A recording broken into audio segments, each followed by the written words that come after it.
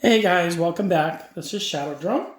I just wanted to give a quick demonstration and a quick idea out there for you guys that are into hobbies and stuff on benchtop power supplies. As you know, in previous videos, I was building a laser, ran into some power issues to power the laser, so I ended up buying all these parts: 24 volt power supply, a modular adjustable voltage block, which is this right here, and ended up having to redesign it and get to where I needed to be to make it work. So I had these components left over.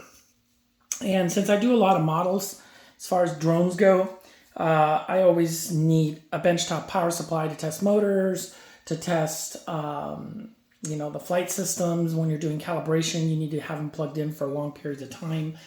And the only option that I've had in the past is to get a LiPo battery, plug it in, and run it off of that. The problem with that is you get all into calibrating and doing all the configuring, and you forget that the LiPo battery is slowly running down, and I've killed a very expensive LiPo battery before without paying attention. I drained it literally to zero. So I've been looking for a way to have power for all my hobbies and came up with this idea.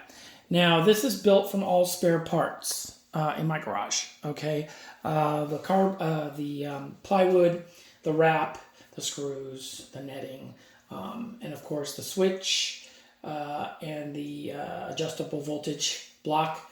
So what I did is I decided to put these things together and build and add a few things and build myself a power block that I could use for my hobbies. And here it is. And it's pretty simple. I have the 24 volt power supply in here. Okay. And I have my voltage block, which can give me voltage all the way down to 3 volts or 1 volt and go all the way up to 48 volts, which definitely covers everything I need. And I used the switch, which I have quite a few. I bought a 6-pack of these because I use them for other things.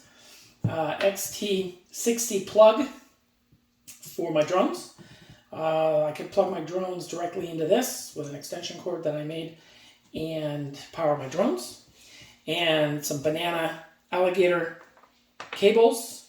I call them miniature jumper cables, basically. As you can see, I connected them to the voltage meter.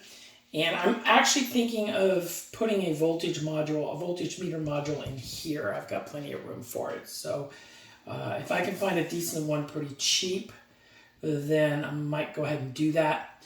But in the meantime, I pretty much go off of the voltage off of this screen. Now, there's about a 0.17 to a 0.120 voltage variance between the meter here and this meter. So if I want 24 volts, then I need to set this thing to 24.17 volts, which then will show up steady 24 volts on the meter. So I'm going to give you a really quick demonstration how this works. It's pretty simple. You power up the switch. As you can see, there's a low voltage going through. It's adjusting. Should go down to 0 because that's the initial power up. And so now I'm going to go ahead and push the power on for the module. And now it's going to 25 volts here. And it's set at 25.19 volts on this unit. So there is a variance. But nevertheless, it just basically demonstrates that I can power a drone from this. And if I need to connect, say, 2 LEDs to test the LED, or test the motor, I can connect the motor using these alligator clips to power it up. Pretty simple. It pretty much covers everything that I need.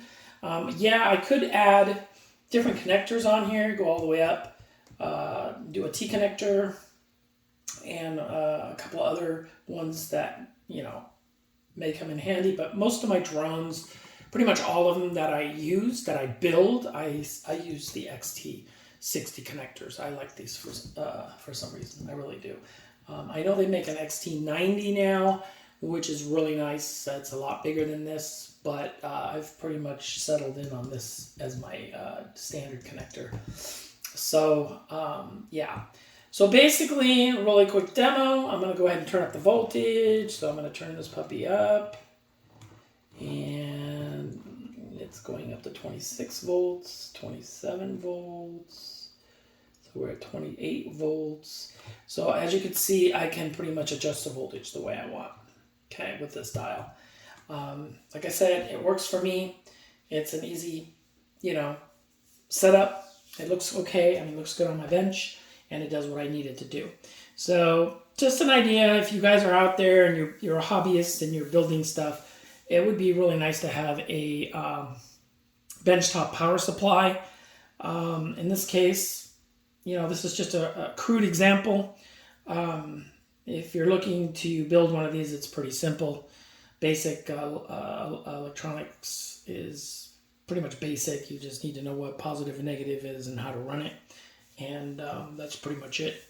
But like I said, this is it. Spare parts project. So hopefully you enjoyed it. Hopefully it gives you guys some ideas in case that's what you're looking for your hobbies. If you have any questions, I'm always around. I will get back to you. Sometimes I'm a little slow on the response, but I will get back to you one way or the other. All right, well, guys, thanks for watching. Enjoy your weekend, and I guess we'll catch you later. All right, guys, Shadow Drone out.